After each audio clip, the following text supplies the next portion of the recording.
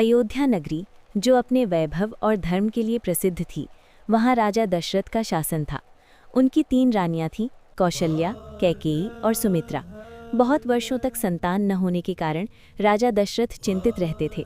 तब उन्होंने एक महान यज्ञ कराया, जिसके फलस्वरूप 4 पुत्रों का जन्म हुआ: राम, भरत, लक्ष्मण और शत्रुघ्न। इनमें से भगवान श्री राम सबसे बड़े और अत्यंत तेजस्वी थे। बचपन से ही वे सत्य, धर्म और करुणा के प्रतीक थे। उनका स्वभाव इतना मधुर था कि अयोध्या का हर व्यक्ति उन्हें प्रेम करता था। उनके छोटे भाई लक्ष्मण तो हमेशा उनके साथ ही रहते थे। समय बीतता गया और श्री राम ने शिक्षा दीक्षा प्राप्त की। वे धनुर्विद्या, नीति और धर्म में निपुण हो गए। एक दिन महर्षि विश्वामित्र राजा दशरथ के दरबार में आए और उन्होंने राम और लक्ष्मण को अपने साथ वन में ले जाने की इच्छा प्रकट की। राजा दशरथ पहले तो चिंतित हुए, लेकिन गुरु के आग्रह पर उन्होंने अपने पुत्रों को उनके साथ भेज दिया।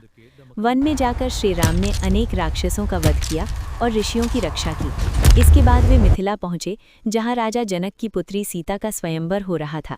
स्वयंवर की शर्त थी कि जो शिवजी के महान धनुष को उठाकर प्रत्यंचा चढ़ा सकेगा, वही सीता का वरण करेगा। जब भगवान श्री राम ने उस धनुष को उठाया तो वो उनके स्पर्श से ही टूट गया। ये देखकर सभी आश्चर्यचकित रह गए। इस प्रकार श्री राम और सीता का विवाह हुआ।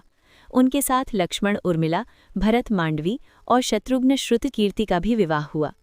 अयोध्या लौटने के बाद सब कुछ सुखपूर्वक चल रहा था। तभी एक दिन राजा दशरथ ने निर्णय लिया कि वे श्री राम को अपना उत्तराधिकारी बनाएंगे। पूरी अयोध्या में उत्सव का माहौल था, लेकिन तभी कैकेयी की दासी मंथरा ने उसे भड़काया और कैकेयी ने राजा दशरथ से 2 वरदान मांग लिए: भरत को राजा बनाना और राम को 14 वर्ष का वनवास देना। राजा दशरथ ये सुनकर अत्यंत दुखी हुए, लेकिन उन्होंने अपने वचन का पालन किया। जब ये बात भगवान श्री राम को पता चली तो उन्होंने बिना किसी विरोध के वन जाने का निर्णय लिया। उनके साथ माता सीता और भाई लक्ष्मण भी वन को चले गए। वन में श्री राम ने कई कठिनाइयों का सामना किया।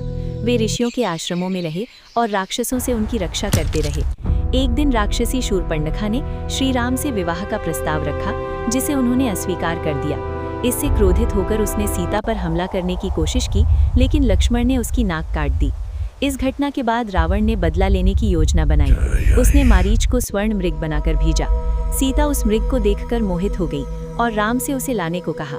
जब राम उसे पकड़ने गए तो मारीच ने राम की आवाज में पुकारा। ये सुनकर सीता चिंतित हो गई और लक्ष्मण को राम के पास भेज दिया। इसी अवसर का फायदा उठाकर रावण साधु का वेश धारण कराया और सीता का हरण कर लिया।